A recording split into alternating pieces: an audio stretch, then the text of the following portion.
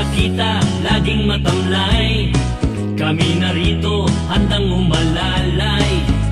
Tumawag ka lang, aming kaibigan. And we would like to welcome you to the graduation ceremony and distribution of school kits. Masaya ba kayo? So, palakpakan nyo na lang. Ayan, sabi nga po, masaya, pumalakpak ka. Hindi ba napakaswerte natin sa panahon na ito, ang pandemya?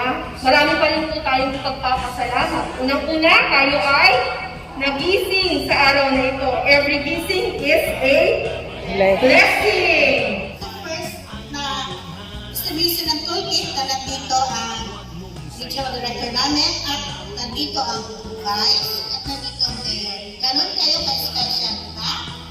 Dahil special kayo tao, tatanggapin nyo ngayong araw nito ang special gift hanggang yung lahat. But more than anything else, this is Tesla's way of putting into practice its mission, ano ba yung tanong motto? Tesla ang lahat. So congratulate yourselves. Number 2, pasalamat na lang kay Mayor for having such a good, caring leadership in this part. Sabi nga ng kolong sa mama ni Mayor, yung pebble na malaliit na mga bato, di ba? They seem like meaningless, they seem like unimportant, but you put them together, you can create a building. Sabi ni Jose Rizal, what is the life of one man if not an evil that you put together to create an edifice or a building? So isang-isang pebble yung hawak ninyo, pero we can create together a better, a safer, a stronger, a more sustainable community where we are all. Mayor, salamat sa pag-allow sa TESDA to be your partner in this program. And on behalf of our Secretary Sid Capenia, we warmly congratulate all of you for allowing us to do this and hopefully to change a part of our lives.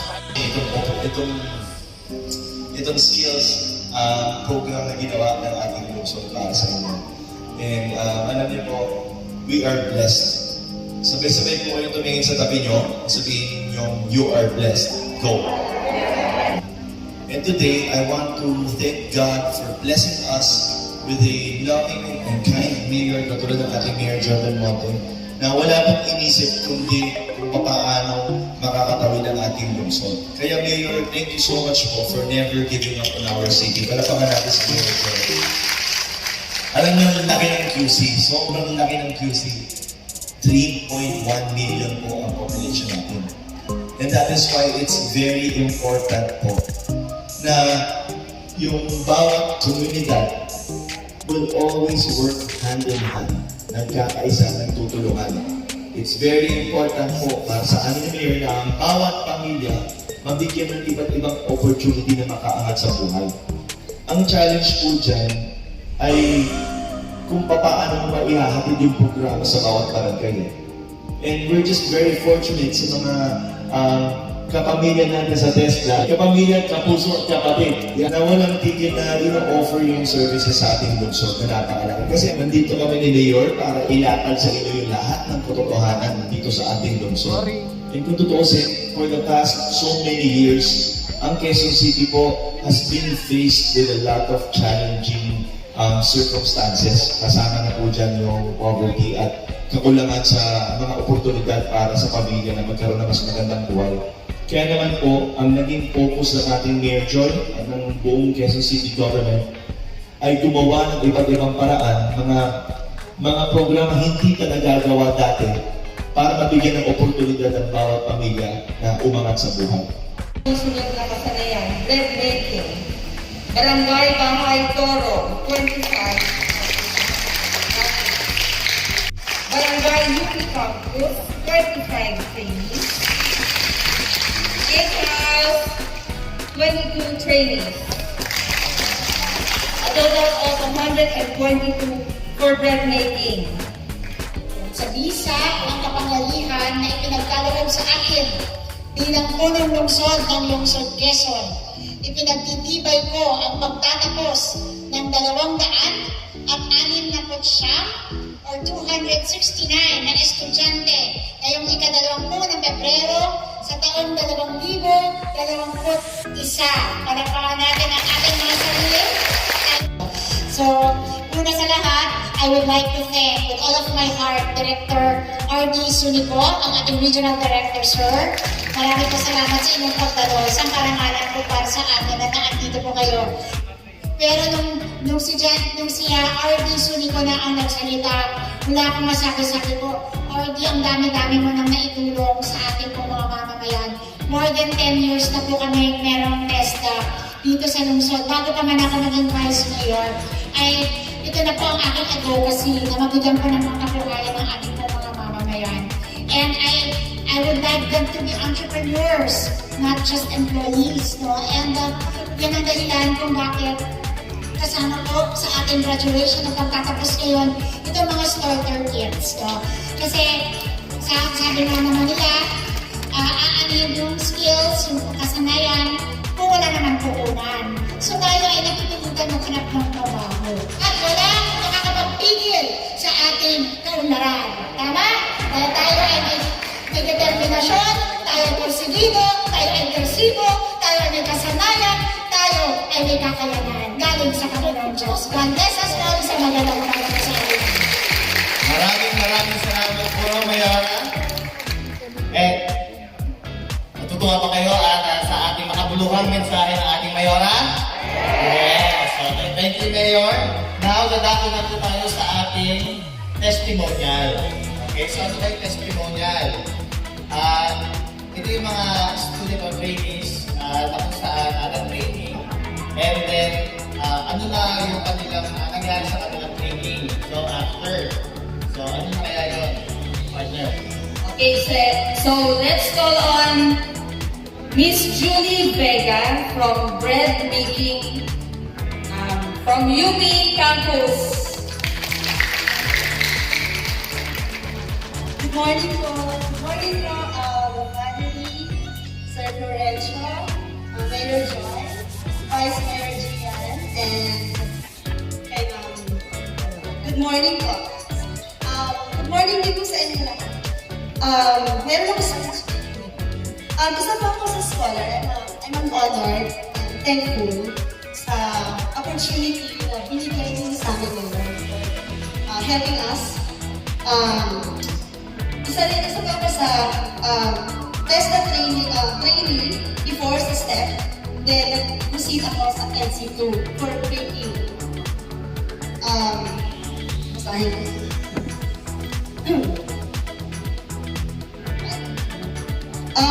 During po nung STI training namin, it's a bread. So, isa po akong single mom, and I'm a Grab food rider at the same time. Nung nag-training po ako sa STEP, sinasabay ko po yun. Nag-bread ako sa 8 hours po yung training. So, nagtitrain ako doing the bread, and at the same time, tapos, Grab naman ako. And then, nag-run siya for 10 days and all. Kagaya rin po ninyo ako na dream na matuto. Wala din pa akong idea about bread. Na ngayon, na nagagamit ko na. So, it's really an honor po to be part of this program. Thank you po sa TESDA, sa inyo po, Mayor, for thank God also for using you as a channel of blessing to us. And for the Quezon City Skills, ma'am, thank you po. Napakalaking bagay po na merong school na nag-gather sa amin. Meron kaming facilities na saan pwede kami mag-actual kasi wala naman kami mga gamit sa bahay. Best na sobrang thank you for this opportunity. Ngayon po, nag-debate na po ako. I'm selling online. Gumagawa na po ako. Yes, sir.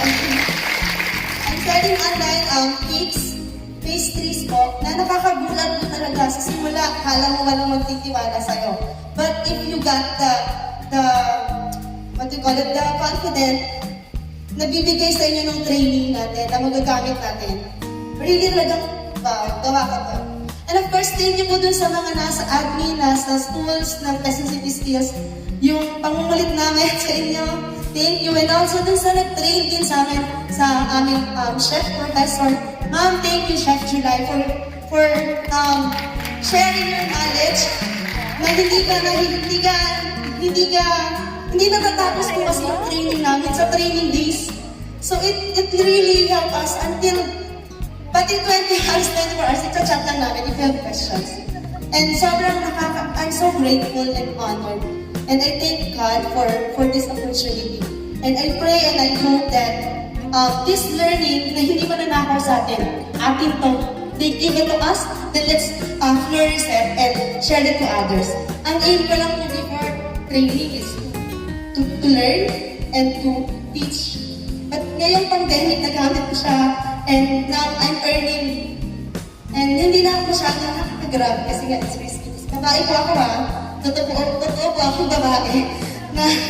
So yun po, sobrang let's use it and share it to others then. Truly po tayo, it's really channel of blessing na rin po tayo sa pamilya natin.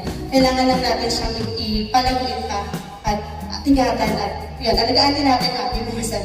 Thank you so much po. Salamat po. Thank you, Miss Julie Vega. Napaka-inspiring na Wonder Woman. Wonder Woman.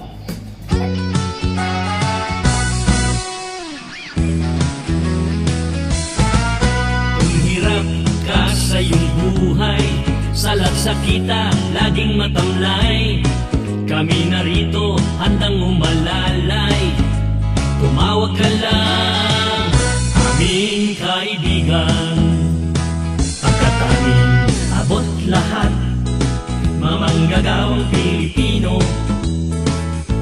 Sa may kanayunan at sa kabundukan, magparamdam ka lang, kami nandyan na kaibigan. Abot ng testa ang iyong probinsya. Ika'y mangarap kahit na mahirap, kung tagumpay ang iyong hanap.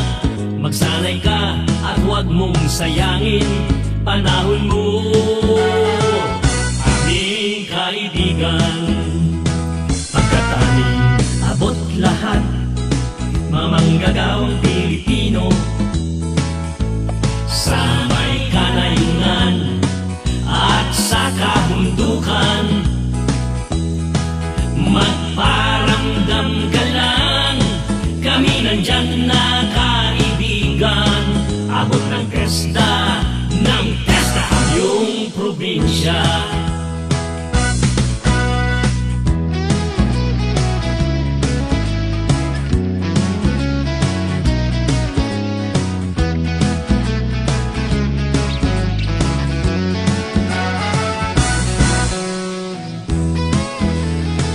Pagkataning abot lahat, mamanggagawang Pilipino.